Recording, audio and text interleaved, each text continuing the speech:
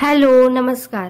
तुम्हा सर्वांचं आपल्या चॅनलमध्ये मी मनापासून स्वागत करते।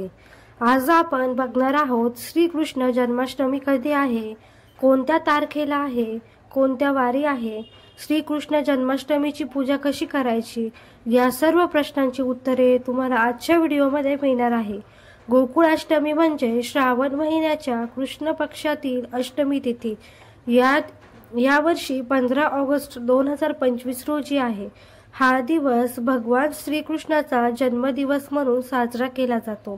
या दिवसाला जन्माष्टमी किंवा गोकुळाष्टमी असेही म्हणतात। श्रावण महिन्यात कृष्णाष्टमी या तिथीला मध्यरात्री रोहिणी नक्षत्रावर मथुरेत कंसाच्या बंदीशाळेत भगवान श्रीकृष्णाचा जन्म झाला, म्हणून या दिवशी आनंद उत्सव साजरा केला जातो। श्रीकृष्णाचा जन्म हा दिवस भगवान श्री विष्णूंचा 8वा अवतार आहे। यावर्षी पंचांगानुसार श्रीकृष्ण जन्माष्टमी 15 ऑगस्ट 2025 ला आहे आणि 16 ऑगस्ट 2025 रोजी गोपालकाला म्हणजेच दहीहंडी साजरी केली जाईल।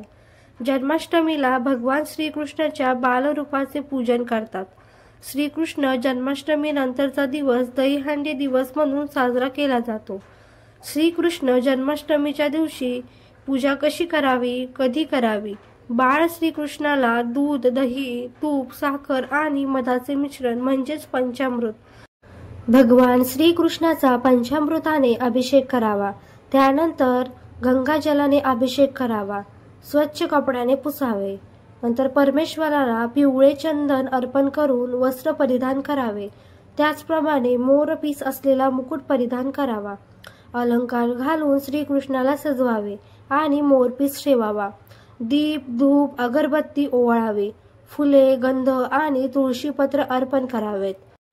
भगवान श्रीकृष्णाची विधिवत पूजा करावी।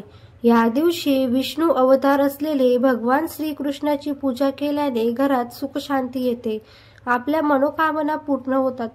या दिवशी तुम्हाला श्रीकृष्णाला प्रिय असलेला काला देखील बनवायचा आहे।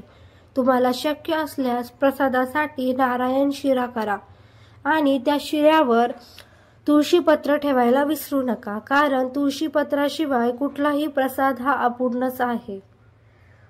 या दिवशी तुम्हाला उपवास देखील करायचा आहे, कारण या दिवशी उपवास केल्याने श्री विष्णू प्रसन्न होतात आणि त्यांच्या कृपेचे फळ सहज मिळते। या दिवशी आपल्याला श्रीकृष्णाचा पाळणा देखील हलवायचा आहे, छान झुला आणायचा आहे। त्याचप्रमाणे वेगवेगळे प्रकारची फुले आणून पाळणा सजवायचा आहे।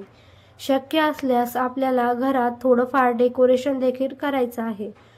तुम्हाला जर हे सर्व करण्यासाठी वेळ नसेल तर तुम्ही मंदिरात जाऊन देखील पाळणा हलवू शकतात आणि श्रीकृष्णाची पूजा करू शकतात। गोकुळ अष्टमीच्या दिवशी उपवास केलेला हा श्रीकृष्णाला प्रसन्न करण्यासाठी देखील केला जातो।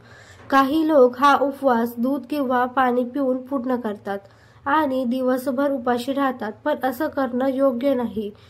या उपवासाला आपल्याला सात्विक जेवण देखील करायचे आहे। भगवान कृष्णाचा पाळणा हलवल्यानंतर आपल्याला श्रीकृष्णाची आरती म्हणायची आहे। सर्वप्रथम सुरुवात गणपतीच्या आरतीने करावी, नंतर श्री विष्णूंची आरती, त्यानंतर आपल्याला पाळणा म्हणायचा आहे। श्रीकृष्ण जन्माष्टमी हा सण वर्षातून एकदा येणारा सण आहे, त्यामुळे मनोभावाने श्रीकृष्णाची पूजा करा आणि या दिवशीचा आनंद घ्या। तुम्हाला आजचा व्हिडिओ कसा वाटला कमेंट करून नक्की सांगा आणि असेच नवनवीन कथा, कादंबरी, पूजापाठ माहिती, धार्मिक माहिती या संदर्भातील व्हिडिओ बघण्यासाठी बेल आयकॉन दाबायला विसरू नका। कमेंट करा, शेअर करा, लाईक करा आणि असेच नवनवीन व्हिडिओ बघत राहा। Thank you.